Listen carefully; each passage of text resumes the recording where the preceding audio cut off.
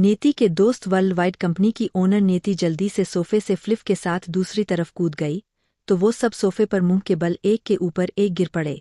Ouch, उठो मेरे ऊपर से तुम बेवकूफ! एक लड़का जो रॉक बैंड की मेंबर एलेक्स था वो चिल्लाते हुए बोला, तो उसके ऊपर जो दूसरा मेंबर सैम और रीटा पड़े हुए थे दोनों जल्दी से हड़बड़ाते हुए उठ गए। वहीं निक और एमी भी जल्दी से उठ गए और सामने देखा जहां नेति उन पांचों को हाथ बांध कर खड़े घूर रही थी। वहीं अब तक तो सीखा जी और सरिता जी भी चिल्लाने की आवाज को सुनकर किचन से बाहर आ गए थे। वही बाकी सब तो आंखें फाड़ फाड़ कर निक और उसके दोस्तों को तो कभी नेति को देख रहे थे। जय भी हैरानी से उन्हें देख रहा था और अपनी आंखें मसल रहा था। तभी एमी चिल्लाते हुए बोली, नेति तुम्हारी हिम्मत कैसे हुई हमसे भागने की? उसकी बात सुनकर सब नेति को देखने लगे। वहीं नेति ने गुस्से से एमी को घूरा और बोली, कुछ ज्यादा नहीं बोल रही हो तुम? उसकी घूरती हुई नजर को देखकर एमी हकलाते हुए झूठी हंसी हंसते हुए बोली, मैं कह रही थी हम सबने 6 महीनों से तुम्हें नहीं देखा। हमें तुम्हारी कितनी याद आ रही थी और तुम हमसे भाग रही हो। निक एक्टिंग करते हुए उदास होकर बोला, तुम हम सबको भूल गई हो। अब तुम्हें हमारी याद नहीं आती है और हम सब तुम्हारी याद में बिना खाए पिए दिन रात उदास रहकर सूख गए हैं।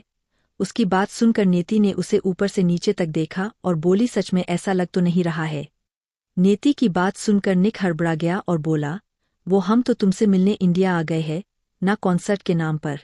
इसलिए हम सब खुश हैं, इसलिए इतना ज्यादा हेल्थी लग रहे हैं। ये कहकर उसने खुद को देखा, फिर बाकी सबको देखा, तो बाकी सब भी एक साथ बोले, निक सही कह रहा है। वही घरवाले तो मुख्य दर्शक बने हुए थे। वो सब कभी नेति को देखते तो कभी बाकी पांचों को। रूही और नेहा का चेहरा तो काला पड़ गया था। इसका क्या मतलब? सच में नेति रॉक बैंड की मेंबर्स को जानती है? जब वो निक से बात कर रही थी तो वो नाटक नहीं कर रही थी, वो सच में निक को जानती थी और उसने कहा था कि वो उसके लिए टिकट भेज दे और निक और उसके दोस्त यहाँ टिकट लेकर आ गए हैं। नेति सोफे पर आकर बैठ गई तो सब एक एक करके उसके गले लगकर उसके पास बैठ गए। फिर निक कुछ टिकट पास निकाल कर बोला, ये रहा तुम्हारा टिकट। वैसे मुझे नहीं लगता कि तुम्हें टिकट की जरूरत पड़ेगी। तुम्हें देखकर मैनेजर और ऑर्गेनाइजर तो तुम्हें वीवीआईपी सीट में ले जाते। उसकी बात सुनकर नेति जय की तरफ इशारा करके बोली, मेरे भाई को टिकट चाहिए, वो तुम्हारे कॉन्सर्ट देखना चाहते हैं। फिर फॉर्मली इंट्रोड्यूस करवाते हुए बोली, ये मेरे बड़े भाई जय भाई है। और भाई इन्हें तो आप जानते ही हो, मैं फिर से इंट्रोड्यूस करवा देती हूँ। ये रॉक बैंड के मेंबर है, ये निक, ये एमी, रीटा, एलेक्स और ये सैम। उन पांचों ने भी जय की तरफ देखा जो उन्हें हैरानी और एक्साइटेड होकर देख रहा था।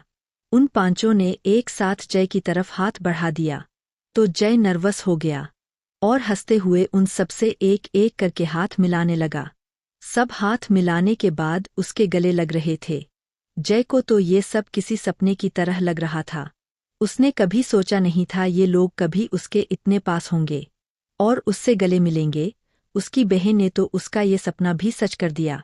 निक हंसते हुए जय को देखकर बोला, आज से आप हमारे भी भाई हो। उसकी बात सुनकर जय खुश होकर बोला, ओहो चलो मुझे सुपरस्टार्स भाई तो मिल गए। सैम हंसते हुए बोला, बिल्कुल जय भाई, हम सब नेति की दोस्त है। भले ही वो सब पर हुकूमत चलाती है पर हम तो उसे दोस्त के रूप में ही पाकर खुश है। इतना कहकर उसने नेति को देखा जो उसे ही आंखें छोटी करके घूर रही थी। सैम दांत दिखाते हुए बोला, हे, मैं तो मजाक कर रहा था, तुम तो कितनी स्वीट हो। नेति ने एक स्ट्रेट फेस बना लिया, उसे पता था ये लोग ऐसे ही बकवास करते हैं। आज पहली बार हम नेति के फैमिली मेंबर से मिल रहे हैं। निक तुम्हें नहीं लगता हम ऐसे ही खाली हाथ आ गए हैं? एमी बोली। तभी दादी माँ बोली, अरे बच्चों तुम सब हमारी नेति बच्ची की दोस्त हो, कभी भी तुम लोग आ सकते हो, तुम सबको कभी कुछ लाने की जरूरत नहीं है। नेति ने फिर उन्हें दादाजी और दादी से भी मिलवाया पर बाकी सबको उसने पूरी तरह से इग्नोर कर दिया। ये देखकर सबको बेहद बुरा लग रहा था। वही रूही और नेहा को गुस्सा आ रहा था, कैसे ऐसा कैसे हो सकता है? नेति इतने बड़े बैंड के लोगों को कैसे जानती है? और ये सभी बड़े बड़े सुपरस्टार्स हैं जिनकी करोड़ों में फैन हैं। फिर भी ये सब नेति से ऐसे क्यों बात कर रहे हैं जैसे नेति उनकी गार्डियन हो? उन दोनों को कैसे गुस्सा नहीं आता? अभी तो उन लोगों ने सोचा था कि नेति नाटक कर रही है और अगले ही पल नेति ने उन्हें गलत साबित कर दिया था। अमृत और अर्जित भी वही सोच रहे थे, क्योंकि नेति को देखकर ऐसा लग रहा था जैसे वो इन सबको इग्नोर कर रही है या फिर गुस्से में है। फिर भी वो पांचों लोग जिन्हें देखने के लिए करोड़ों फैंस इंतजार करते हैं, वो नियति के सामने किसी भीगी बिल्ली तरह बात कर रहे थे। अगर उनके बीच दोस्ती भी है तो भी नियति थोड़ा ज्यादा उनकी तरफ कोल लग रही थी। सरिता जी, सीखा जी भी हैरान थी। भले ही वो इन कॉन्सर्ट और इन पांचों सुपरस्टार्स के बारे में ज्यादा नहीं जानती थी, पर इतना तो वो जानती थी, ये बेहद बड़े शॉट्स है। इनके लिए तो रूही और नेहा भी कॉन्सर्ट टिकट लेना चाहती थी। वही विपुल जी थोड़ा प्राउड होकर नियति को देख रहे थे। ये उनकी बेटी थी, जिसकी इन्फ्लुएंस इतनी ज्यादा थी, पर उन्होंने उसे आपने गलती के लिए खो दिया था, इसका दुख भी था। उन्हें बुरा भी लग रहा था कि नियति ने उन्हें किसी से भी नहीं मिलवाया। वहीं जय को खुश होकर उन सबसे बात करता देख मिराज जी तो खुश थे। तभी नेहा स्माइल करते हुए बोली, नियति क्या तुम हमें इन सबसे इंट्रोड्यूस नहीं करवाओगी? नियति ने भौहें चढ़ाते हुए नेहा को देखा और बोली, तुम्हारी औकात नहीं है जो मैं तुम्हें इंट्रोड्यूस करवाऊंगी। उसकी बात सुन मार नेहा रोते हुए बोली, नियति तुम कैसे ऐसी बातें कर सकती हो? क्या तुम सबके सामने अपनी फैमिली मेंबर्स की औकात नहीं है? मैं रही हो, क्या तुम्हारी नज़रों में फैमिली की कोई वैल्यू नहीं है? हाँ नियति, हम सब भी तुम्हारी फैमिली है, चाहे तुम मानो या ना मानो। रूही भी उदास होकर बोली, मुझे पता है तुम हम सबको पसंद नहीं करते हो और हम सबसे नफरत करती हो, पर किसी के सामने क्या तुम्हें ऐसे फैमिली वालों की इंसल्ट करवानी चाहिए? नेहा और रूही चाहती थी कि ये सब देखे कि नियति कितनी घटिया लड़की है, जो अपनी फैमिली को ही वैल्यू नहीं देती है। नियति क्या ये तुम्हारे फैमिली के लोग हैं? रीटा असमंजस में बोली। तो नियति बोली, मैंने ऑलरेडी अपनी फैमिली मेंबर्स को इंट्रोड्यूस करवाया है।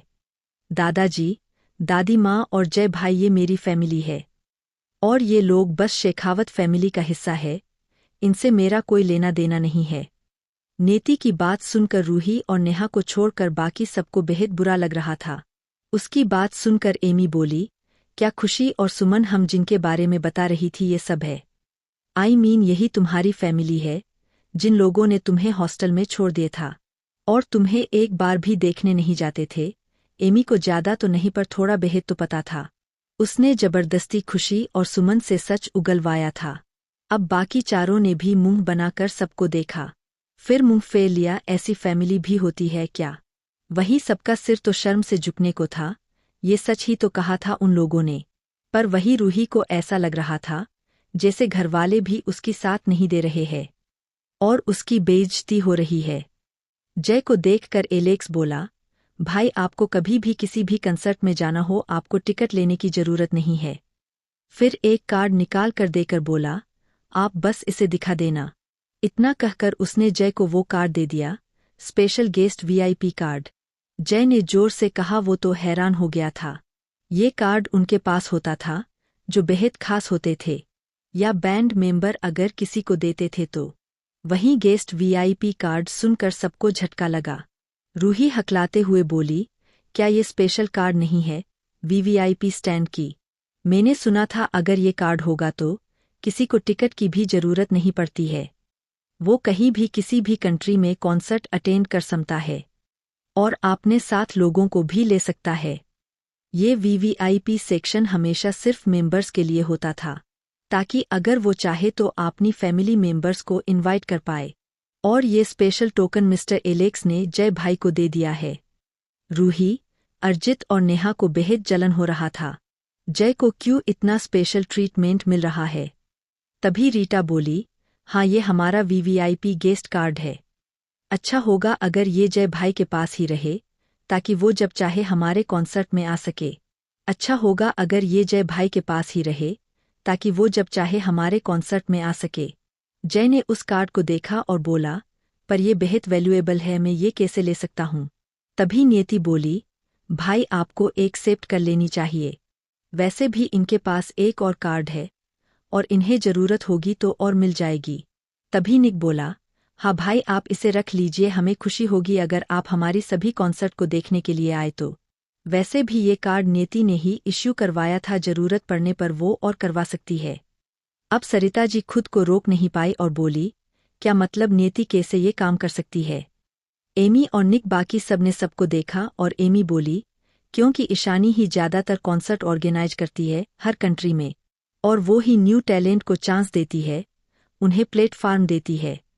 वो वर्ल्ड वाइड एंटरटेनमेंट कंपनी की ऑनर है और दुनिया की सबसे बड़ी म्यूजिक कंपोजर और डायरेक्टर भी। क्या आपको ये बात नहीं पता? क्या सच में आप सब हमारी निया की फैमिली मेंबर है? हमें तो डाउट हो रहा है। वही वो सब तो सदमे में थे, क्या बोले कुछ समझ नहीं पा रहे थे। नेति वर्ल्ड वाइड एंटरटेनमेंट कंपनी की ऑनर थी, जो कंपनी पूरे दुनिया में इस वक्त राज कर रही थी। हर कंट्री में उनका एक एक ब्रांच था। वो पूरे दुनिया में टैलेंट को चांस देते थे और उस कंपनी की प्रोग्रेस और नाम आसमान को छू रही थी। वो एक इंटरनेशनल एंटरटेनमेंट कंपनी था, जहां बड़े बड़े स्टार उनके अंडर साइन करते थे और सबका एक क्लीन बैकग्राउंड होता था। कहते थे कि हर एक्टर और एक्ट्रेस की पहली कोशिश वर्ल्ड वाइड में ज्वाइन करना ही होता था।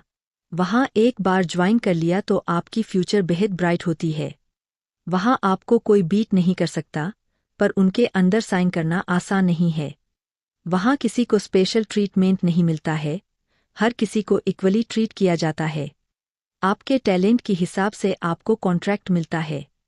अफवाह थी कि उस वाइड कंपनी की टर्नओवर कम से कम एनुअली 6,000 करोड़ होता था, और अब जाकर उन्हें पता चल रहा था कि उस कंपनी की ओनर तो उनके सामने थी। उनकी घर की ही बेटी नियति थी, और आज तक उन्हें पता ही नहीं है इस बारे में। और तो और वो सबसे बड़ी कंपोजर और डायरेक्टर भी है, जिसे दुनिया नीति नाम से जानती है। इस बार तो जय भी हैरान था और अपनी लिटिल सिस्टर को हैरानी से देख रहा था। सब सदमे से नीति को ही देख रहे थे, तो नीति ये उनकी बेटी की एक और आइडेंटिटी है, विपुल जी ने मन ही मन सोचा। उन्हें खुद पर ही हंसी आ रही थी, उनकी बेटी के बारे में उन्हें कुछ भी नहीं पता। वो कितनी बड़ी शख्सियत है, उसकी कितनी आइडेंटिटी है, कुछ भी नहीं पता। वो बस खुद को बाप कह रहे हैं, पर आज तक उन्होंने कौन सा फर्ज निभाया है। अमृत का गिल्ट, पास्ट को याद करना। जय, लिटिल सिस्टर, क्या सच में वर्ल्ड वाइड कंपनी तुम्हारी है? नियति ने जय को देखा और हाँ में सिर हिला दिया। वहीं दादाजी और दादी माँ अपनी पोती को प्राउडली देख रहे थे। वहीं रूही, नेहा और अर्जित को तो भरोसा ही नहीं हो रहा था कि नियति इतनी बड़ी कंपनी की ऑनर है। रूही, ऐसा कैसे हो सकता है? क्या आप सब मजाक कर रहे हो? मतलब उस कंपनी की ऑनर नियति कैसे हो सकती है? वो तो कितनी छोटी है, अभी 18 साल की भी नहीं हुई है। और वर्ल्ड वाइड कंपनी तो 3 साल पहले एस्टैब्लिश हुआ था। तब तो नियति सिर्फ 15 या 16 साल की होगी। तो इतनी कम उम्र में वो इतनी बड़ी कंपनी कैसे एस्टैब्लिश कर सकती है? रूही को उनकी बात पर बिल्कुल भी भरोसा नहीं था। उसे लग रहा था ये लोग नियति के बारे में बढ़ा चढ़ाकर झूठ बोल रहे हैं। अर्जित और नेहा भी वही सोच रहे थे। उन दोनों को भी लग रहा था ये सब झूठ बोल रहे हैं। रूही की बात सुनकर एलेक्स उसे अजीब तरह देखते हुए बोला, एलेक्स, तुम कौन हो? फिर नियति की तरफ देखकर बोला, निया, एशियन पेंट की दुकान। मूर्ख, बेवकूफ लड़की कौन है जो हमारे बातों पर डाउट कर रही है और इसे ये भी नहीं पता कि तुम वर्ल्ड वाइड कंपनी की ऑनर हो? नियति एलेक्स को देखकर फिर रूही को इग्नोर करके बोली, नियति, वो बस एक मनहूस लड़की है और कुएं की मेंढक है, जिसे हमेशा ये लगता है कि अगर वो कुछ नहीं कर पाती है तो कोई और भी कुछ नहीं कर पाएगा। उसके लिए ये घर और प्रिंसेस ट्रीटमेंट ही कुआं है, जिसे वो सबसे बड़ी दुनिया मानती है। नियति की बात सुनकर सब हंसने लगे। एमी, मतलब ये तुम्हारा ही घर है ना? भले ही तुम घर पर नहीं रहती थी, पर इन लोगों को तुम्हारे बारे में कुछ भी नहीं पता है। नियति ने सिर हिला दिया। वहीं रूही की आंखों में आंसू आ गए। इतने बड़े बड़े स्टार्स के सामने नियति कैसे उसकी मजाक उड़ा सकती है और सबके सामने उसे मनहूस कह सकती है? उसने अर्जित को देखा तो अर्जित का दिल पसीज गया। अर्जित, नियति, तुम रूही को सबके सामने ऐसा नहीं बोल सकती। नियति, मैंने क्या बोला मिस्टर अर्जित? अर्जित को समझ नहीं आ रहा था कि वो क्या बोले, क्योंकि उसे तो पता था अगर उसने कुछ भी बोला तो नियति तो उसकी भी इंसल्ट कर देगी इन लोगों के सामने। तभी रीटा बोली, रीटा, नियति, क्या ये लोग तुम्हारी फैमिली है? वो घटिया फैमिली जिन लोगों ने तुम्हें घर से निकाल दिया था और हॉस्टल भेज दिया था, जहाँ ये लोग हॉस्टल का पैसा भी नहीं देते थे। रीटा अपनी बातों को करेक्ट करते हुए बोली। नियति ने कुछ नहीं कहा तो सब समझ गए कि रीटा ने सही कहा। वो सब विपुल जी, सीखा जी और बाकी सबको घिन से देखने लगे। इन लोगों ने हीरे के बदले कांच को चुना, ये उनकी ही फूटी किस्मत है। वहीं रूही अपनी आंखों में आंसू लिए विपुल जी को देख रही थी, पर वो तो नियति को देख रहे थे। ये देखकर रूही के अंदर नफरत और भी गहरा हो गया। ये सब सुपरस्टार थे, पर अभी तक किसी को भी उनसे बात करने का मौका नहीं मिला था। अमृत बस चुपचाप बैठा था और सोच रहा था नियति आज जिस जगह पर है उसे हासिल करने के लिए उसने कितनी मेहनत किया होगा। जबकि नियति और रूही दोनों ही उसकी बहन थे, पर उसकी खुद की अनफेयरनेस ने ही नियति को उससे हमेशा के लिए दूर कर दिया है। ऐसा नहीं था कि बचपन में वो नियति को पसंद नहीं करता था। बचपन में तो नियति सबसे ज्यादा उसके पास ही भागती थी। जब भी वो होमवर्क करता था या गेम खेल रहा होता था, नियति हमेशा उसके पास आ जाती थी और पूछती थी, भाई आप इतना क्यों पढ़ते हो, क्या मैं आपके सिर का मसाज कर दूं? अमृत अपनी ख्यालों में खो गया। एक 11 साल का बच्चा बैठकर पढ़ रहा था। ये कोई और नहीं अमृत था। तभी छोटी सी 3 साल की कियारा अपनी पैरों में पहनी नई पायल को छम छम करते हुए उसके पास आई। अमृत ने उसे देख लिया था, फिर भी वो शांत बैठा रहा। तभी छोटी सी नियति ने पीछे से उसकी आंखों पर अपना हाथ रख दिया और थोड़ी तोतली आवाज में बोली, छोटी नियति, भाई क्या आप बिना देखे मुझे पहचान सकते हैं? अमृत ने उसकी हाथ को पकड़ लिया और बोला, अमृत, ओके गैस करने दो, तुम नियति हो। अमृत की बात सुनकर नियति खिलखिलाकर हंसने लगी और उसके गोद में आकर बैठ गई। उस वक्त नियति बेहद कमजोर लग रही थी। उसने एक छोटे से पिंक फ्रॉक पहना हुआ था। वो बेहद क्यूट लग रही थी। उसकी आंखें तारों की तरह चमक रहे थे। वो अपनी पैरों में पहने पायल को दिखाते हुए बोली, छोटी नियति, भाई ये देखो, नियति की पायल। दादी माँ ने नियति के लिए लाया है। नियति की आज बर्थडे है ना? ये सुनकर कि आज नियति की बर्थडे है, अमृत को थोड़ा बुरा लगा कि उसने नियति के लिए कुछ नहीं लिया। अमृत, मैं तुम्हारे लिए गिफ्ट ले आऊंगा नियति। अमृत उसकी बालों को सहलाते हुए बोला। तो नियति हंसते हुए बोली, छोटी नियति, भाई पर उसके लिए तो दादी माँ बता रही थी कि पैसा चाहिए। आपके पास पैसा है क्या? नियति बड़ी होकर आपको ढेर सारा पैसा कमा कर देगी। नियति सबसे अमीर बन जाएगी, फिर सब नियति को भी सब प्यार करेंगे, है ना? डैड, मॉम, अर्जित भाई और रूही दी सब नियति से प्यार करेंगे। क्योंकि दादी माँ ने कहा कि बड़े लोग बेहद पैसा कमा सकते हैं, इसलिए सब उनसे ज्यादा प्यार करते हैं। ये कहकर नियति हंसने लगी। अमृत की होठों पर भी स्माइल आ गई। वो उसे बर्थडे विश करता उससे पहले 5-6 साल की रूही अंदर आ गई और थोड़ा बोली, छोटी रूही, भाई क्या आप रूही को भूल गए? अब आप सिर्फ नियति से प्यार करोगे, रूही को नहीं। आज रूही की स्कूल में एडमिशन है, क्या आप नहीं चलेंगे रूही के साथ? इतना सुनते ही अमृत नियति को भूल गया। जब उसे सामने उसकी सबसे अनमोल बहन खड़ी थी, तो भला उसे कैसे नियति की बर्थडे याद रहता। उसने नियति को जल्दी से अपने गोद से उठा दिया और खुद से दूर कर दिया और रूही के पास चला गया और उसे गले लगाकर बोला, अमृत, नहीं प्रिंसेस, आप तो मेरी प्रिंसेस हो। भला भाई आपको कैसे भूल सकते हैं, और आपसे ज्यादा वो किसी से प्यार कर सकते हैं क्या? उसकी बात सुनकर रूही खुश हो गई और बोली, छोटी रूही, मुझे पता था भाई आप रूही को ही सबसे ज्यादा प्यार करते हो। अमृत ने नियति को देखा तो उसकी बेड के साइड खड़ी होकर उसे टुकुर टुकुर देख रही थी। अमृत, नियति बाहर जाओ और मेरे परमिशन के बिना तुम कभी मेरे रूम में नहीं आओगी। ये सुनकर छोटी सी नियति की आंखों में आंसू आ गए। वो बेहद छोटी थी ये समझने के लिए उसका भाई इतने जल्दी उस पर गुस्सा क्यों हो गया। छोटी नियति, पर भाई आपने तो कहा कि आप नियति के लिए। उसने इतना ही कहा था कि अमृत थोड़ा बोला, अमृत, मैंने कहा ना बाहर जाओ। नियति डर से 2 कदम पीछे हो गई और रूम से चली गई। उस दिन से नियति कभी उसकी रूम में नहीं आती थी, बस बाहर ही उसके पीछे भागती थी। और वो लास्ट टाइम था जिस दिन उसे पता था कि नियति की बर्थडे है। उसके बाद तो उसकी नियति की बर्थडे कब होता है भी या नहीं, कुछ याद नहीं था। उस दिन से वो नियति से और भी दूर होता चला गया। अमृत जल्दी से अपने होश में आया। उसकी होठों पर एक कड़वी स्माइल थी और उसकी आंखों में आंसू भर गए। उस दिन नियति ने कहा था वो उसके बेहद सारा पैसा कमाएगी और सबसे ज्यादा अमीर बन जाएगी, फिर सब उससे प्यार करेंगे। उसकी बहन ने पैसा तो कमाया, आज इतनी कम उम्र उसकी कितनी अमीर कोई नहीं होगा। पर उसे अब घर वालों का प्यार नहीं चाहिए, उसे तो सबसे नफरत है। और उसकी आंखों में जो बेइंतहा नफरत अमृत ने देखा था, वो कभी कम नहीं होगा, वो जानता था। उन लोगों ने अपनी ही गलती और पक्षपात के कारण नियति को खो दिया था। उसने नियति को देखा और उसे बचपन की नियति से वो रिलेट ही नहीं कर पाया। नियति की आंखों में बचपन में जितनी मासूमियत होती थी, इस वाक्य उसकी आंखों में उससे लाखों गुना ज्यादा कोल्डनेस भरी हुई थी। उसकी वो ब्लू आंखें जो सितारों की तरह चमकती थी, इस वक्त बिल्कुल खाली थी, जैसे उसके अंदर कोई इमोशन ही ना हो। अपने दोस्तों को देखते हुए भी वो शांत थी। जब वो इंसल्ट करती थी तब भी वो आंखें खाली और बेजान लगती थीं। ऐसा लगता था जैसे आंखों में हजारों गहरा राज छुपा हो। नियति की वो खूबसूरत स्माइल तो जैसे कहीं खोसी गई थी। उसके होठों पर सिर्फ तभी स्माइल आती थी जब वो किसी को बेइज्जत करती थी, और वो स्माइल भी अजीब और खतरनाक होती थी। अमृत का दिल आज दर्द कर रहा था। नियति की हंसी, आंखों की चमक, सब कुछ उन लोगों ने छीन लिया था। आज नियति को उन लोगों ने इतना कठोर बनने पर मजबूर कर दिया था। अगर उस वक्त वो रूही के लिए बायस न होकर अपनी छोटी सी बहन नियति के लिए भी प्यार जताता तो नियति इतनी हार्टलेस शायद न होती। उसने अपने आंखों में आंसू को बहने से रोक लिया। वहीं रूही गुस्से और नफरत से जल रही थी, पर अभी वो कुछ भी नहीं कर सकती थी। वैसे भी नियति की आइडेंटिटी जानकर तो वो थोड़ा डर भी गई थी। थोड़ी देर बाद वो पांचों चले गए। आज कॉन्सर्ट के लिए उन्हें कॉस्ट्यूम भी देखना था। उनके जाने के बाद नेहा नियति को देखकर बोली, नेहा, नियति अगर तुम बुरा ना मानो तो क्या हम भी तुम्हारे साथ आ सकते हैं? मुझे निक और रॉक बैंड का कॉन्सर्ट बेहद पसंद है। तभी जीतती उसकी बात को बीच में काटते हुए बोली, जीतती, तुम्हारी औकात नहीं है वहां जाने की। ये सुनकर नेहा की आंखें गुस्से, अपमान और रोने की कोशिश करते हुए लाल हो गई।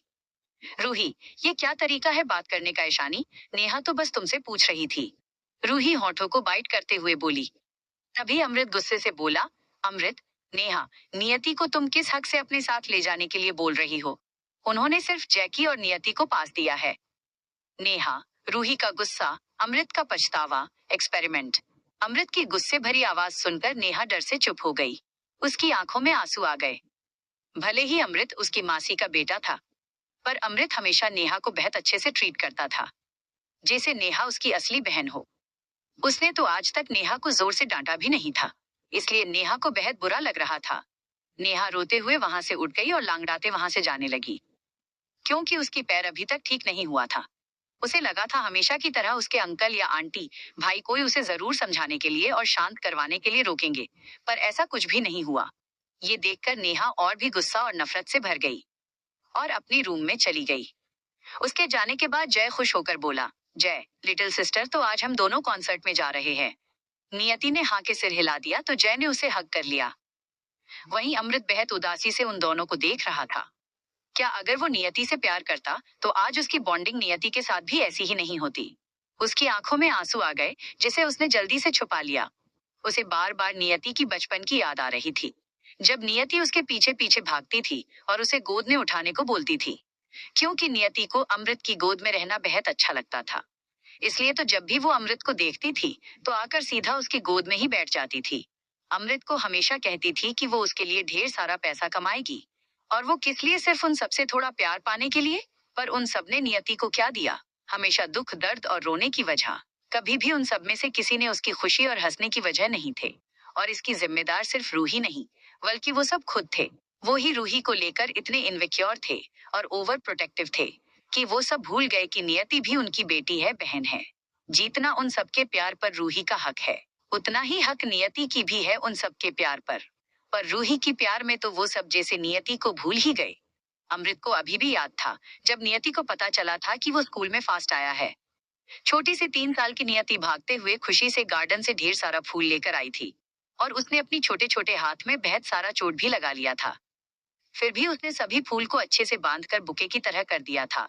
अड़ा टेढ़ा फूल नीचे गिरे जा रहा था, क्योंकि नियति को बांधने नहीं आता था। नियति जल्दी से आकर अमृत की गोद में बैठ गई और फूल को उसे देते हुए बोली, छोटी नियति, भाई ये नियति ने आपके लिए बनाया है, आपके लिए गिफ्ट है। आप क्लास में पास आए हैं ना? उस वक्त उसके चेहरे पर खुशी और होठों पर एक बड़ी प्यारी सी स्माइल थी।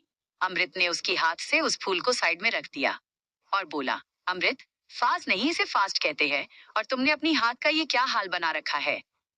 नियति कुछ कहती उससे पहले रूही गार्डन से रोते हुए अंदर आई और बोली, छोटी रूही, नियति तुमने मेरी फेवरेट प्लांट से फूल को क्यों तोड़ा?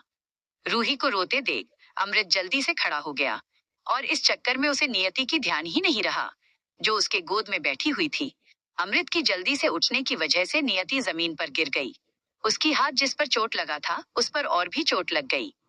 टेबल की नोक से सिर लगकर नियति की सिर में भी थोड़ा कट लग गया।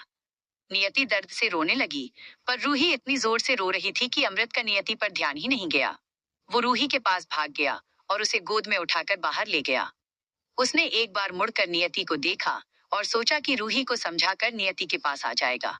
अगर उसे चोट लगी होगी तो मेडिसिन लगा देगा। नियति रोते हुए खड़ी होने की कोशिश कर रही थी और अपनी आंसू भरी आंखों से अमृत को ही देख रही थी। पर अमृत रूही के साथ ही रहकर नियति को भूल गया। वो वापस लौट कर ही नहीं आया।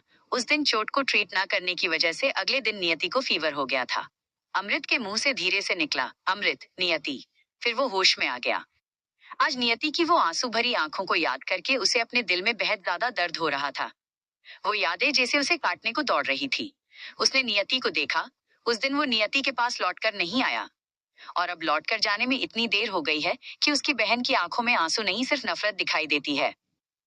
नियति की शार्प आंखों से अमृत की अजीब बिहेवियर नहीं छुपा। वो मन ही मन डेविल स्माइल करते हुए बोली, नियति, आपकी आंखों में ये पछतावे की आंसू मुझे बेहद अच्छा लग रहा है मिस्टर अमृत शेखावत। पर मैं नियति नहीं हूँ, इसलिए इन आंसू का मेरे सामने कोई मोल नहीं है।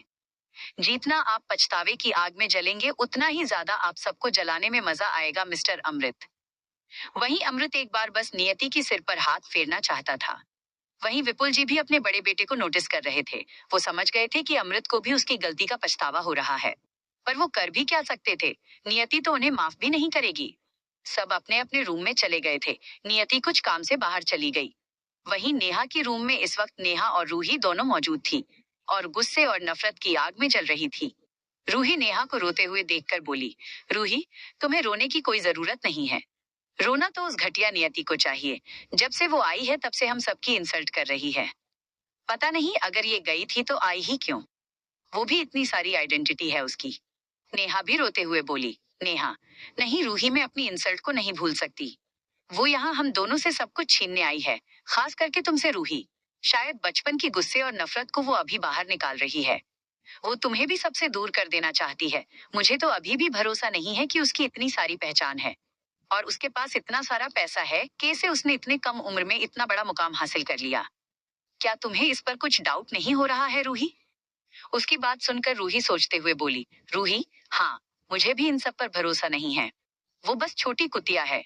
वो इतनी कैपेबल कैसे हो सकती है? एक इंसान की एक साथ इतनी सारी आइडेंटिटी होना कैसे पॉसिबल हो सकता है? फिक्र मत करो, कल मॉम डैड की एनिवर्सरी है और दादाजी दादी माँ को वहाँ आना ही होगा और उनके लिए शायद नियति भी पार्टी में आएगी। फिर दोनों कुछ बात करने लगे। फिर दोनों की होठों पर डेविल स्माइल आ गई। नेहा, ये प्लानिंग बेहद अच्छी है। अगर ऐसा हुआ तो वो नियति किसी को मुंह दिखाने की लायक ही नहीं बचेगी। रूही ने भी हाँ में सिर हिला दिया, पर दोनों को नहीं पता था कि उनकी ये बकवास प्लानिंग कोई सुन रहा है और बेहद जल्द उन दोनों की जिंदगी में शायद तूफान आने वाली है। नियति अपनी कार में बैठी थी और डेविल की तरह मुस्कुरा रही थी। तभी ड्राइवर ने कार रोक दिया। नियति ने बाहर देखा तो वो अपने विला के सामने थी। सुमन और खुशी विला से बाहर निकल कर आए और दोनों पीछे नियति के पास बैठ गए। उनकी कार वहां से निकल गई। तीनों इस वक्त बेहद सीरियस लग रहे थे। खुशी, नियति, हमने इन्वेस्टिगेशन किया था और पता चल गया है कि उन लोगों ने बच्चों को कहाँ रखा है। नियति ने उसे देखा और बोली, नियति, ये बात तो मुझे भी पता है। बाकी की इंफॉर्मेशन अब तक मिला या नहीं? उसकी बात सुनकर खुशी बोली, खुशी, उस बारे में इंफॉर्मेशन निकालना कोई आसान काम नहीं है न्यू। ये 22 साल पहले की बात है। अब तक तो फाइल्स भी नहीं है। पता नहीं जिन बच्चों पर ये एक्सपेरिमेंट हुआ था वो सब जिंदा भी है या नहीं। बस इतना पता चला है कि 4 बच्चों को छोड़कर उस साल बाकी सभी बच्चे मर गए थे। ये सुनकर नियति अपने आईपैड पर उंगलियों को टैप करने लगी। ये जो हुआ था तब तो वो पैदा भी नहीं हुई थी, तो कैसे पता चलेगा कि वो कौन 4 लोग हैं जो जिंदा है? तभी सुमन बोली, सुमन, एक और बात पता चली है कि वो खतरनाक ऑर्गेनाइजेशन के लोग भी उन 4 लोगों को ढूंढ रहे थे। उनका एक आदमी हमारे हाथ में आ गया था। उससे बस इतनी इन्फॉर्मेशन मिला है कि वो एक्सपेरिमेंट किया बारे में था, उन्हें नहीं पता। पर कुछ रेयर और पुरानी ब्लड लाइन जो शायद गलती से मिल गई थी उन्हें, उसे लेकर उन लोगों ने बच्चों पर एक्सपेरिमेंट किया था, क्योंकि बच्चों का डीएनए शायद उन ब्लड लाइन को जल्दी अडॉप्ट कर सकता है। उस आदमी का कहना था, अगर वो ब्लड लाइन सच में बच्चों की ब्लड से अडॉप्ट होकर अच्छे से मिल गई तो उनके पास उस ब्लड की जितनी शक्ति आ जाती है, वो घंटों या यूं कहे 1 दिन तक भी पानी में डूब कर रह सकते हैं। और उनकी स्पीड को तो कोई भी मैच नहीं कर सकता। वो बुलेट से भी ज्यादा स्पीड से भाग सकते हैं और उनकी आंखों का कॉलर उनके गुस्सा होते वक्त फिनिक्स जैसी सुनहरी हो जाएगी। उनकी स्ट्रेंथ तो आम इंसान से 100 गुना ज्यादा होती है। वो सिर्फ आग से ही थोड़ा डरते हैं, बाकी किसी भी तरीके से उन्हें मारना बेहद मुश्किल है। नियति उसकी बात को ध्यान से सुन रही थी। तभी उसकी आंखों के सामने वो रात को आया नाकाब पोज का चेहरा और स्पीड फाइट सब घूम गया। उस लड़के की आंखें भी हल्की सुनहरी थी और उसकी स्पीड और स्ट्रेंथ इतनी थी कि शायद वो खुद भी उसे फाइट में हरा ना पाए। वो इंसान तो उसे बस डोज कर रहा था। उसने नियति पर एक भी बार नहीं किया। क्या ये इंसान भी उन बच्चों में से एक हो सकता है? फिर नियति ने अपना सिर झटक दिया। ऐसा कैसे हो सकता है? मैंने आप सबकी मैसेज देखा अभी, पर मैंने तो चैनल पे आपको अपडेट दे दिया था। मेरी तबीयत बेहद खराब है, आज भी मैं बेहद मुश्किल से लिख रही हूँ, सॉरी एवरीवन। एक्सपेरिमेंट अमृत की आंसू, अगर वो उन बच्चों में से एक होता तो भला वो उसके घर में क्यों आता, वो भी आधी रात को चोरी छुपे। अब तो नियति उस इंसान की वजह से और भी ज्यादा उलझ गई थी। खुशी, ठीक है, हमें थोड़ा और कोशिश करनी चाहिए, कुछ ना कुछ तो जरूर मिलेगा। कुछ देर बाद वो लोग सिटी से दूर आ गए थे। उनकी कार एक जंगल के पास आ गई थी और फिर वो देखते देखते जंगल के अंदर गायब हो गए। नियति, सुमन और खुशी तीनों ने मास्क पहन लिया था।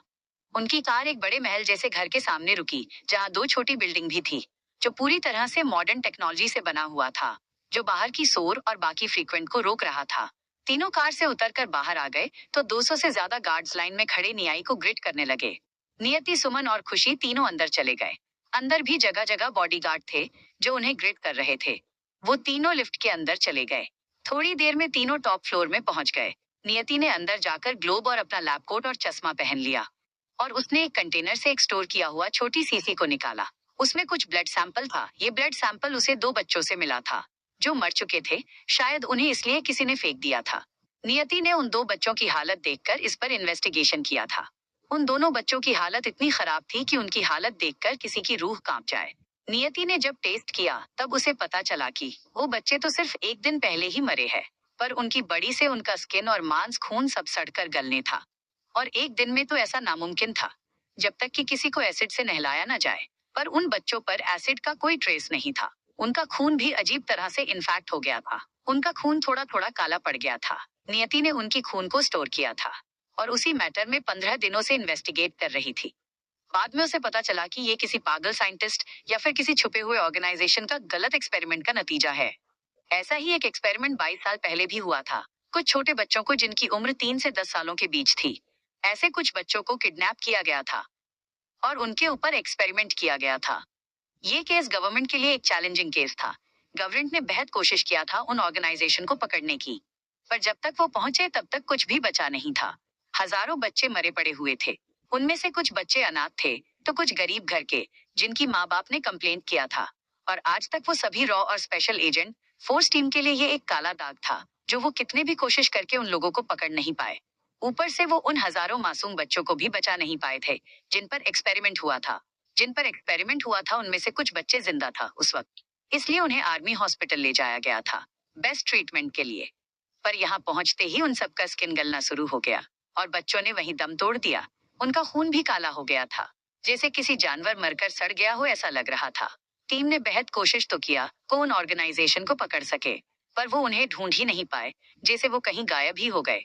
उसके बाद बच्चों की किडनैपिंग और ये एक्सपेरिमेंट कुछ भी बाहर नहीं आया और सालों बाद सीक्रेट तरीके से फिर से वही एक्सपेरिमेंट को अंजाम दिया जा रहा था। और अभी तक इस बारे में गवर्नमेंट को पता नहीं है। इस बारे में और इन्वेस्टिगेशन करने के बाद ही नियति को पता चला था कि 22 साल पहले जो एक्सपेरिमेंट हुआ था उनमें से 4 बच्चे बच गए थे और जिंदा भी थे। शायद उन पर वो एक्सपेरिमेंट कामयाब हो गया था और उन चारों ने उस ब्लड को अडॉप्ट कर लिया था, कर सरवाइव कर गए थे। पर चारों बच्चे बेहद चालाक थे और वहां से भाग गए थे।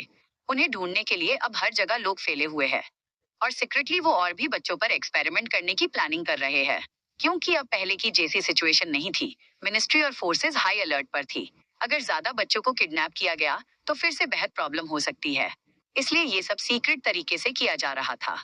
और इस बार जितने बच्चों को उस एक्सपेरिमेंट के लिए चुना गया था उनमें से सिर्फ 12 बच्चों पर एक्सपेरिमेंट हुआ था। बाकी सेकंड और बाकी फेज में होने वाला था, पर उससे पहले ही किसी ने उन बच्चों को बचा लिया।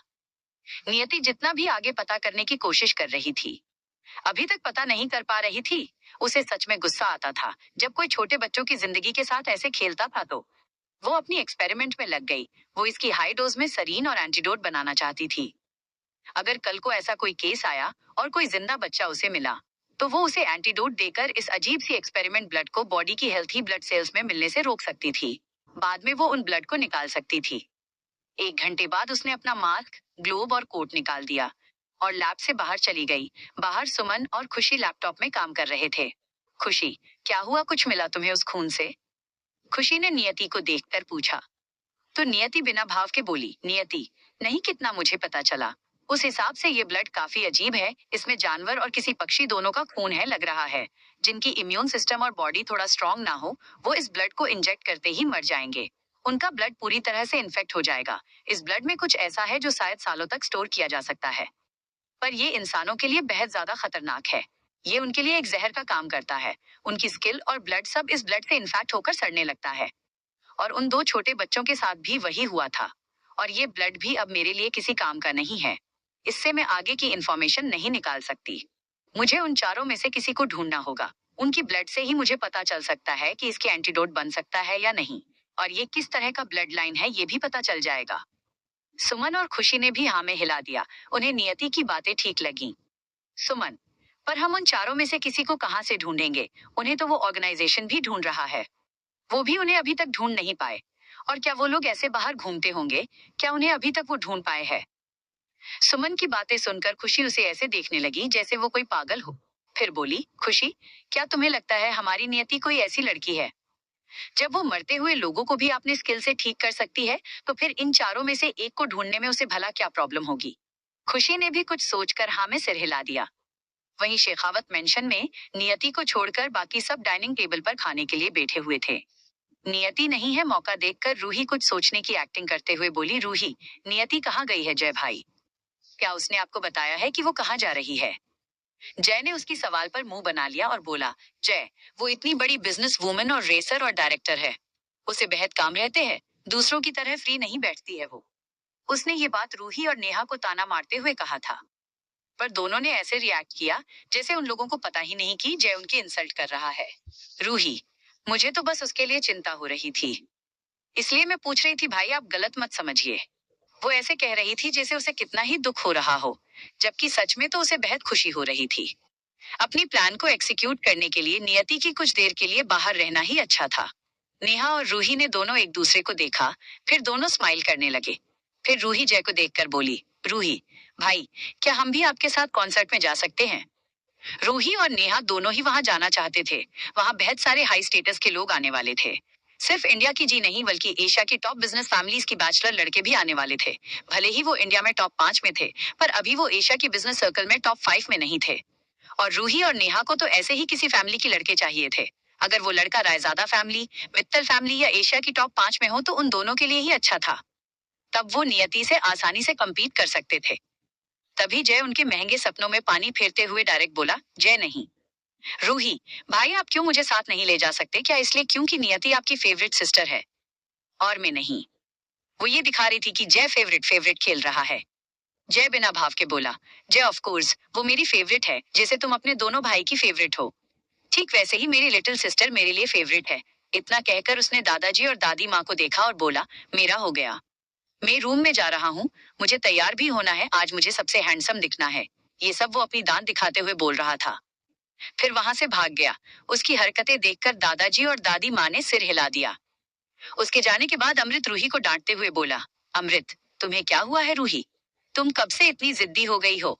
मैंने तुम्हें और नेहा से कहा था ना कि वो पास नियति की तरफ से जय के लिए था।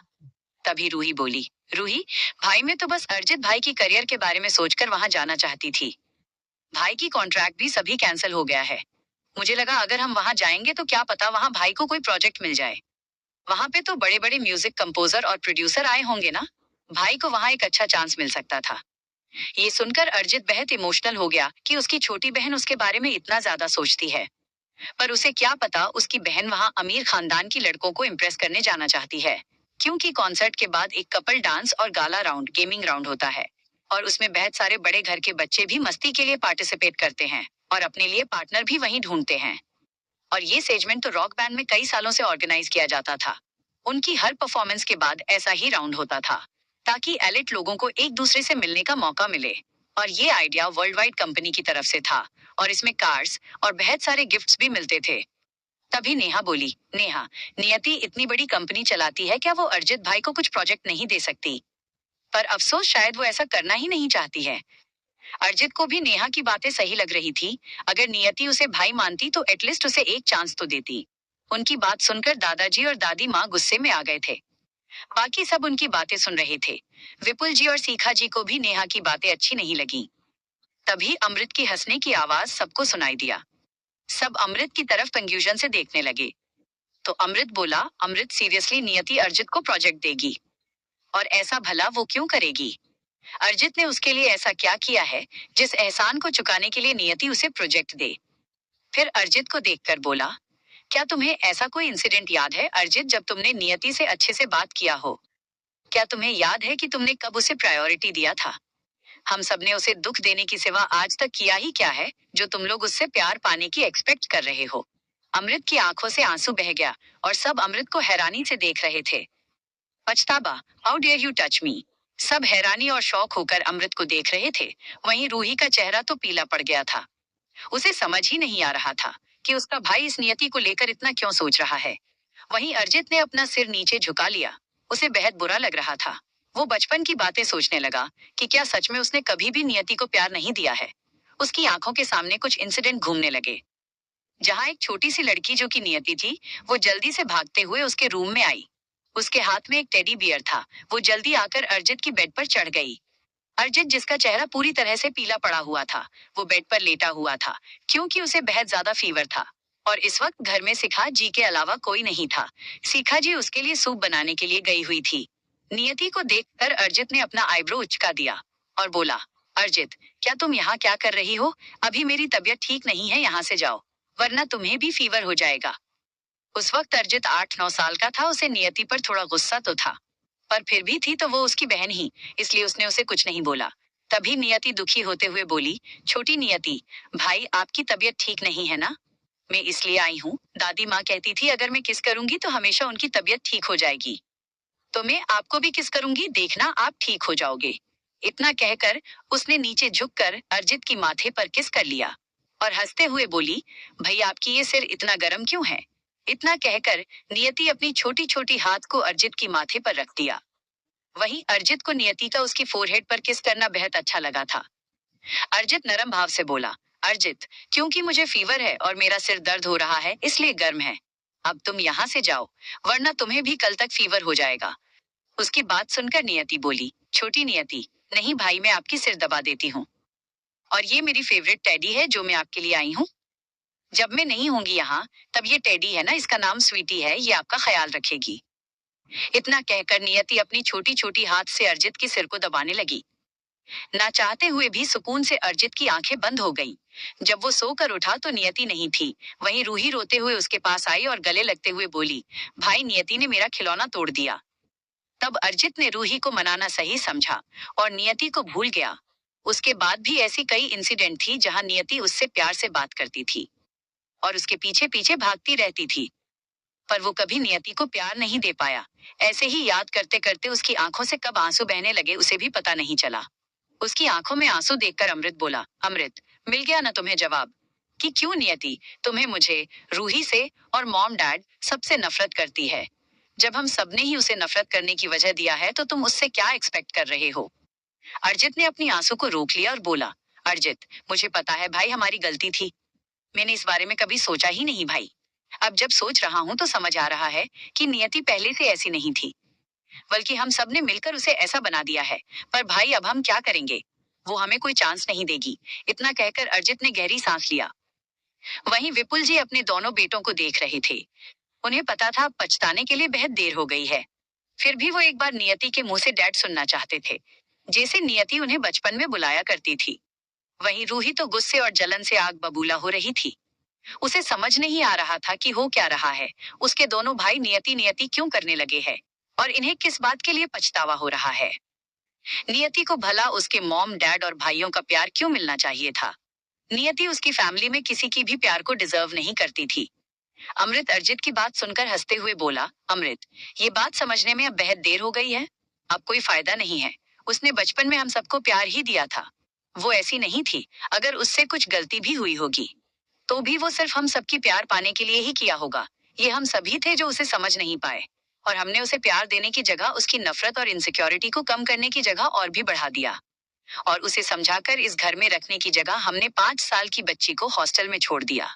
और डैड, मॉम, हम भाई किसी ने ये भी जानने की कोशिश नहीं किया कि वो वहाँ कैसी होगी, जो उसके दिल में नफरत को और भी बढ़ा दिया। रूही, पर भाई इसमें आपकी कोई गलती नहीं है। आप सबने तो बस उसे थोड़ा पनिशमेंट दिया था। मुझे भी नहीं पता था कि आप सबका मुझे थोड़ा ज्यादा प्यार करने से नियति को इतना गुस्सा आएगा। क्या आपको लगता है कि ये सब मेरी गलती है? रूही ने अपनी होंठ को काटते हुए बोली। तभी विपुल जी बोले, विपुल जी, यहाँ कोई भी तुम्हारी बात नहीं कर रहा है रूही। नियति को कभी प्यार नहीं मिला तुम्हारे जितना ना सही पर तुम्हारे आधा भी उसे प्यार नहीं मिला। उनकी बात सुनकर रूही चुप हो गई। क्या अब उसके डैड और दोनों भाई को पछतावा हो रहा है कि क्यों उन लोगों ने उसे नियति से ज्यादा प्यार दिया? रूही को दिल ही दिल में नियति से नफरत हो रही थी। टेबल के नीचे से उसने अपनी मुठिया कस लिया। वो नियति के लिए अपने फैमिली की बढ़ती हुई प्यार को नहीं देख सकती थी। उसे कुछ तो करना ही पड़ेगा, वरना नियति उससे उसकी सब कुछ छीन लेगी। आज तक बेहद किसी को नहीं पता कि शेखावत फैमिली में 2 बेटी है। सबको लगता है कि वो शेखावत फैमिली की इकलौती बेटी है और वो हमेशा इस फैमिली की इकलौती प्रिंसेस और प्रायोरिटी ही बनकर रहना चाहती थी। तभी दादाजी, दादी माँ और जय जो शांत होकर सुन रहे थे, उन्होंने मुंह बना लिया। दादी माँ बोली, दादी माँ, चलो, इस घर में किसी के अंदर तो थोड़ा दिमाग है जो तुम समझ गए कि तुम सबने क्या खोया है। अपनी इस मॉम की गुड़िया को संभालते संभालते तुम सबने मेरी बच्ची को बेहद परेशान किया है। कांच को समेटने की चक्कर में तुम सबसे हीरा खो दिया है, जो अब तुम सबके पास कभी वापस नहीं आएगी। उनकी बात सुनकर विपुल जी, सीखा जी और दोनों भाइयों की आंखें नम हो गईं। वहीं नीरज जी और सरिता जी चुप थे, वो कुछ भी नहीं बोले। वहीं दूसरी तरफ नियति की कार इस वक्त एक होटल में आकर रुकी। सुमन और खुशी घर चेक गए थे। जैसे ही वो कार से निकली, गार्ड्स ने उसे घेर लिया। तभी उसका असिस्टेंट रचित उसके पास आ गया और बोला, रचित, मेम फाइल को कॉपी कर लिया है, बस वो एक बार और देखना चाहते हैं और रॉय इंडस्ट्री के सीईओ आपकी इंतजार कर रहे हैं। उसकी बात सुनकर नियति ने भौहें चढ़ाकर बोली, नियति, पर अपॉइंटमेंट तो 2 घंटे बाद है ना रॉय इंडस्ट्री के साथ, तो यहाँ इतनी जल्दी कैसे? अंकल, रॉय अभी से क्यों इंतजार कर रहे हैं? रॉय इंडस्ट्री के साथ नियति ने कई बार डील किया था और मिस्टर रॉय उसे बेटी की तरह पसंद करते थे, इसलिए नियति भी उन्हें अंकल कहती थी। उसकी बात सुनकर रचित बोला, रचित, एक्चुअली वो इसी होटल में ठहरे हुए हैं और वो जाने से पहले आपसे मिलना चाहते हैं। उन्हें लेट या जल्दी फर्क नहीं पड़ता, आप जब फ्री होंगे तो वो आपसे डिस्कस कर लेंगे। ओह ओके, इतना कहकर नियति अंदर की तरफ चली गई। उसके पीछे सभी गार्ड्स और रचित भी चले गए। थोड़ी देर में वो एक प्राइवेट रूम में पहुंच गए। वहां कुछ लोग उनका इंतजार कर रहे थे। जैसे ही उन लोगों ने नियति को देखा, जल्दी से उन सबने खड़े होकर नियति को ग्रिट किया। भले ही नियति की फेस पर मास्क था, फिर भी वो बता सकते थे कि ये खूबसूरत टीन एज की लड़की है। पर बिजनेस वर्ल्ड में कोई इस छोटी सी लड़की से पंगा नहीं ले सकता था, वरना वो आपको रातों रात कहाँ गायब कर देगी किसी को नहीं पता। सबने फिर से प्रोजेक्ट और मार्जिन को ध्यान से देखा और हमेशा की तरह इस बार भी नियति पर ही फैसला छोड़ दिया। नियति जिसे चाहे पार्टनर बना सकती थी। नियति ने उन्हें देखा और हाथों में पेन घुमाते हुए बोली, नियति, आपको कल तक मेल मिल जाएगा। इतना कहकर वो वहां से चली गई तो सब समझ गए कि मिस निया ने किसी को ऑलरेडी अपने दिमाग में रखा है। नियति मिस्टर रॉय से मीटिंग करने अपने प्राइवेट रूम में चली गई, जो हमेशा यहाँ उसके लिए ही रहता था। मिस्टर रॉय भी मीटिंग रूम में थे। जैसे ही नियति एंटर हुई, मिस्टर रॉय जो लगभग 48 साल के थे, वो खड़े हो गए और उनकी होठों पर बड़ी सी मुस्कान आ गई। दोनों ने एक दूसरे को ग्रिट किया और चेयर पर बैठ गए। मिस्टर रॉय ने बेहद बार पहले भी नियति के साथ बिजनेस डील किया था।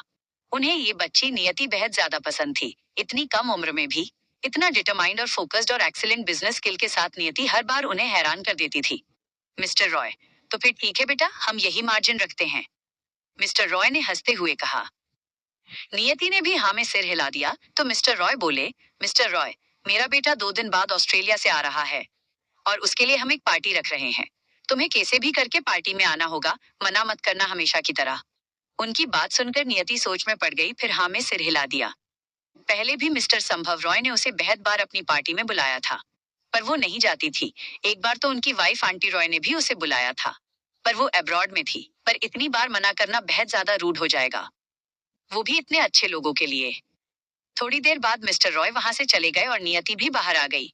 बाहर रचित इंतजार कर रहा था। नियति आगे चली गई। तभी एक वेट्रेस जो शायद किसी रूम में ड्रिंक लेकर जा रही थी, उसकी पैर मुड़ गया तो सारा जूस छलक गया। सर थोड़ा सा जूस नियति की ड्रेस पर भी गिर गया। ये देखकर वो वेट्रेस बेहद डर गई। डर के मारे उसका चेहरा पीला पड़ गया, क्योंकि वो जानती थी कि ये लड़की कितनी बड़ी हस्ती है। यहाँ हमेशा उसकी प्राइवेट रूम रहती थी और मीटिंग्स के लिए भी आती थी। यहाँ की मैनेजर और सभी स्टाफ भी इस लड़की को बेहद रिस्पेक्ट देते थे। उसने सुना था ये लड़की बेहद बड़ी कंपनी की ऑनर है, पर वो ऐसे आमने सामने उससे कभी नहीं मिली थी। पर रचित को देखकर वो जान जाती थी कि ये वही अमीर लड़की है। वेट्रेस, सॉरी मैम, मुझसे गलती हो गई, प्लीज माफ कर दीजिए। उसकी आंखों से आंसू बहने लगे थे। उसे पता था कि अमीर घर की लड़कियां बेहद घमंडी होती थी। कल ही तो उसे एक अमीर घर की लड़की ने बस उसे गलती से छू देने की वजह से थापड़ मारा था। और यहाँ तो उसने इनकी इतनी महंगी ड्रेस को खराब कर दिया। तभी नियति बोली, नियति, इट्स ओके, तुम इतनी घबरा क्यों रही हो? फिर रचित को देखकर बोली, नीचे मेरा इंतजार करो, मैं थोड़ी देर में आती हूँ। इतना कहकर वो अपनी प्राइवेट रूम की तरफ बढ़ गई। रचित भी वहां से नीचे चला गया, वो लड़की भी वहां से चली गई। वो तो हैरान थी कि इतनी अमीर लड़की इतनी अच्छी और डाउन टू अर्थ भी हो सकती है। नियति अपने फोन में मेल चेक करते हुए रूम की तरफ जा रही थी। तभी अचानक से एक रूम का दरवाजा ओपन हुआ और एक मजबूत हाथ ने नियति को रूम के अंदर खींच लिया। नियति ने उस हाथ को पकड़ लिया, पर तब तक वो रूम में थी। Niyati, how dare you touch me? Niyati गुस्से से पलटते हुए बोली। क्योंकि रूम पूरी तरह से अंधेरे में डूबा हुआ था, हल्की लैंप की रोशनी में उस इंसान की सिर्फ सुनहरी आंखें दिखाती दे रही थीं, जो नियति पर ही टिकी हुई थी। नियति चौंक गई, वो ये आंखें कैसे नहीं पहचान सकती थी? ये तो वही आंखें थी जो कल रात को उसके रूम में आया इंसान का था। हल्की ब्राउन और सुनहरी उसकी आंखें वो भूल नहीं सकती थी। तभी इंसान नियति के और करीब आ गया और गहरी आवाज में बोला, प्रखर। वो कौन था, लिटिल बनी? उस इंसान ने नियति की बालों को थोड़े गुस्से से साइड झटकते हुए बोला। नियति कंफ्यूज थी, ये इंसान है कौन और उसे किसके बारे में ये पूछ रहा है? नियति, कौन? किसके बारे में बात कर रहे हो? नियति ने आंखें छोटी करके पूछा, पर तभी उसे समझ आया कि वो क्या पूछ रही है। भला ये इंसान कौन है जिसे ये सब कुछ एक्सप्लेन करे? प्रखर, अभी जो लड़का तुम्हारे साथ था बनी, वो कौन था? उस इंसान ने गुस्से से पूछा। उसकी हल्की सुनहरी आंखें और भी ज्यादा सुनहरी हो गईं। नियति, और ये मैं आपको क्यों बताऊं? नियति उसकी आंखों में देखते हुए बोली। नियति, ये आंखें बेहद अजीब थी, किसी को आंखें रंग कैसे बदल सकती है? क्या ऐसा हो सकता है कि ये इंसान सच में उन बच्चों में एक हो जिन पर एक्सपेरिमेंट किया गया था? ये सोचकर उसकी होठों पर एक डेविल स्माइल आ गई। क्या होगा अगर अब इस इंसान की खून को लेकर टेस्ट करके देखे, शायद इसकी खून से एंटीडोट बनाने का तरीका मिल जाए। ईशानी ने अपने हाथ की स्लीव से एक निडल निकाला और बोली, नियति, हु आर यू? क्या तुम वो इंसान हो जो कल रात को मेरी रूम में आया था? इतना कहकर नियति ने एक स्विफ्ट मूव किया और अपने हाथ से एक पंच उस इंसान की तरफ मारा। तभी उस इंसान ने भी झटके से घूमकर उसकी हाथ को पकड़ लिया। नियति ने मौका देखकर उस निडल को उस इंसान के हाथ में चुभा दिया और फिर उसे स्लीव में रख दिया। वहीं उस इंसान को थोड़ा तो दर्द हुआ, पर पता नहीं चला। वो इतना तो समझ गया कि उसकी बनी ने उसके हाथ में कुछ तो अभी नीडल जैसा कुछ चुभाया था। उसने नियति पर अपनी ग्रिप को टाइट कर लिया और उसे घुमाकर बेड पर गिरा दिया और खुद उसके ऊपर आ गया। अब बेड के पास की लैंप की रोशनी में उस इंसान का चेहरा नियति को साफ साफ दिखाई दे रहा था। वो चौंक गई, क्योंकि वो कोई और नहीं बल्कि प्रखर रायजादा था। इस स्टोरी का हीरो कम विलियन, क्योंकि उसे तो स्टोरी से भी प्रखर का कैरेक्टर कुछ समझ नहीं आया था और इरिटेट होकर उसने आगे की नियति की यादों को पढ़ना ही छोड़ दिया था। उसे नियति की दर्द नाक पास्ट को याद करने का कोई भी शौक नहीं था। प्रखर, लिटिल बनी, क्या तुम मुझे जहर देकर मारने की कोशिश कर रही हो? तुम्हारे लिए तो मैं मरने के लिए भी तैयार हूँ और मरने के बाद भी फिर से वापस आने के लिए तैयार हूँ। नियति को आंखें छोटी हो गई, उसे प्रखर की बातें कुछ समझ नहीं आई।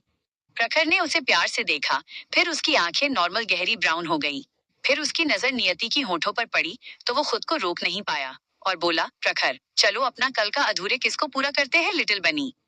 इतना कहकर उसने नियति की होठों पर अपने होठों को रख दिया। वहीं नियति तो फ्रिज हो गई। पिछली जिंदगी और इस जिंदगी को मिलाकर ये उसकी पहली किस थी।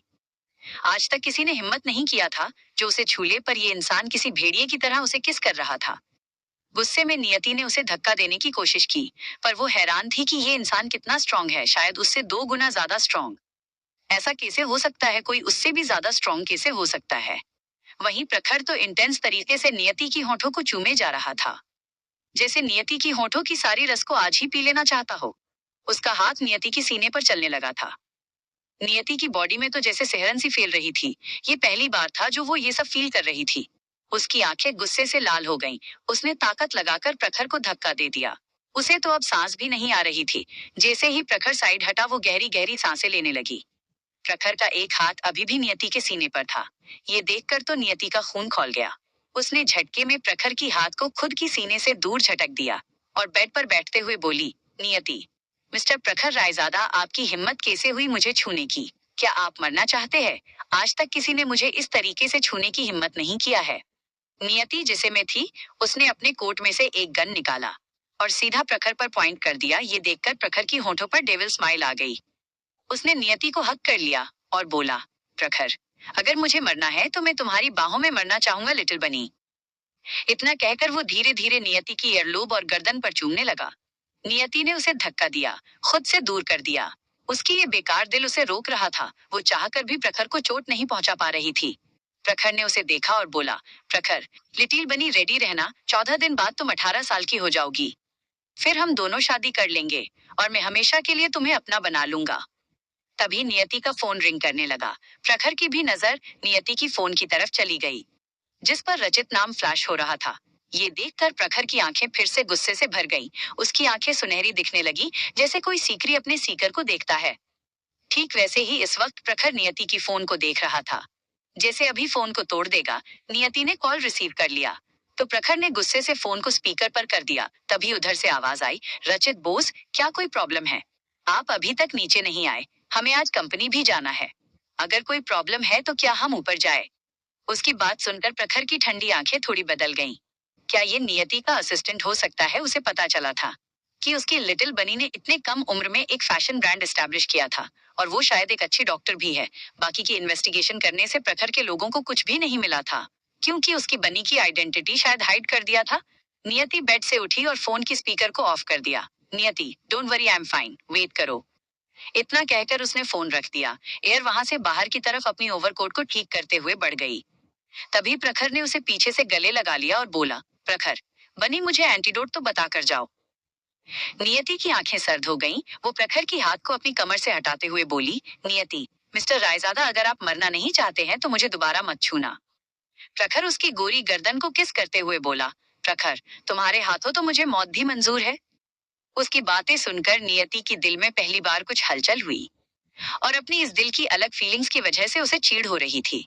उसने गहरी सांस ली और अपनी गुस्से को दबाते हुए प्रखर को घूर कर देखा। फिर बाहर चली गई और बिना मुड़ते हुए बोली, नियति, डोंट वरी, मैंने कोई जहर नहीं दिया है, आप मरेंगे नहीं। उसकी वहां से जाने के बाद प्रखर ने गेट लॉक किया और सोफे पर लैपटॉप लेकर बैठ गया और सीसीटीवी देखने लगा। नियति सीधा नीचे चली गई। पार्किंग एरिया में एक लड़के ने उसके लिए कार का डोर ओपन किया, जिसे थोड़ी देर पहले उसने सांस बनी के साथ देखा था।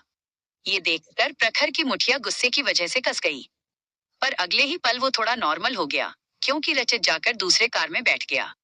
प्रखर ने लैपटॉप रखा और बोला, प्रखर, मेरी बनी को अगर सब कुछ याद है तो फिर वो मुझसे दूर दूर क्यों रहती है? क्या उस गलत फहमी की वजह से जो हमारे बीच थी? प्रखर ने आंखें बंद कर दिया तो उसकी आंखों के सामने कुछ मंजर घूम गया। एक लड़की जो आग में फंसी हुई चिल्ला रही थी और सामने खड़े इंसान को अंदर आने से मना कर रही थी, पर वो इंसान नहीं रुका, वो अंदर चला गया। और उसके जाने के बाद जो बच्चा रूम के पास खड़ा ये देख रहा था, वो भी मम्मी, डैड कहकर उस आग लगे हुए कमरे के अंदर चला गया। प्रखर की माथे से पसीनों की बूंदें उभर आया।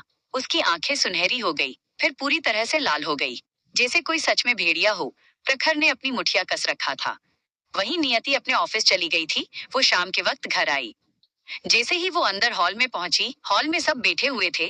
वहीं नियति को देखते ही जय खुश हो गया और उसके पास जाते हुए बोला, जय, लिटिल सिस्टर, तुम इतनी देर से क्यों आई? हमें आज कॉन्सर्ट में जाना है ना? जय की बात सुनकर नियति स्माइल करते हुए बोली, नियति, डोंट वरी भाई, जब तक हम नहीं जाएंगे कॉन्सर्ट स्टार्ट नहीं होगा। जय, ठीक है, मैं तो तैयार हूँ, जय ने खुद को दिखाते हुए कहा। जय, कैसा लग रहा हूँ? ये जैकेट उसे कल ही नियति ने डिजाइन करके दिया था, इसलिए आज वो उसे पहनकर सबके सामने शो ऑफ कर रहा था। और अब तक यानी दादाजी, दादी माँ, यहाँ तक कि बटलर रामू काका और कुछ सर्वेंट को भी पूछ लिया था कि वो इस जैकेट में कैसा लग रहा है। नियति, आपको सूट कर रहा है भाई, नियति हंसते हुए बोली। क्या उसका ये भाई थोड़ा बचकाना नहीं है? उसने उसके टेस्ट के हिसाब से ही तो ट्रैकिंग सूट, रेसिंग सूट और शूज जैकेट बनाया था। नियति ऊपर रूम में चेंज करने के लिए चली गई तो जय सोफे पर बैठ गया और घमंड में सबको देखने लगा। वहीं उसकी हरकतें देखकर अमृत और अर्जित ने सिर हिला दिया। वो समझ पा रहे थे कि जय ये सब उन्हें ही दिखाने के लिए कह रहा है। जय, मेरी लिटिल सिस्टर कितनी प्यारी है ना? उसने मुझे और भी शर्ट और जैकेट गिफ्ट किया है, को बहुत ही ज्यादा सुपर कूल लग रहा है। उसने कभी भी किसी और को इतने प्यार से गिफ्ट नहीं दिया होगा। दादाजी और दादी माँ ने हाँ में सिर हिला दिया। उनकी होंठों पर स्माइल थी। वहीं बाकी सब जय को सिर हिलाकर देख रहे थे। अर्जित, जय, सबको पता है कि नियति ने तुम्हें गिफ्ट दिया है, इतनी बार कहने की जरूरत नहीं है। जय, क्यों? मेरा मुंह, मेरी मर्जी, मेरा जितनी बार मन करेगा मैं उतनी बार बोलूंगा, जय की मुंह बनाकर बोला। तो अमृत ने अर्जित को चुप रहने के लिए बोला। तभी नियति लिफ्ट से निकली। इस वक्त उसने एक ब्लैक जीन्स, ब्राउन टॉप के साथ ब्राउन कॉलर का जैकेट डाला हुआ था। बालों को उसने पॉनीटेल में बांध रखा था। बिना किसी मेकअप के भी उसकी फेस किसी हीरे की तरह चमक रहा था। नियति की आउटफिट उसे हमेशा एक क्लासी और एलिगेंट लुक देता था। उसकी खूबसूरती देखकर रूही और नेहा को जलन होना तो स्वाभाविक बात थी। विपुल जी और सीखा जी, अमृत, अर्जित आज सब नियति को कुछ अलग इमोशन के साथ देख रहे थे।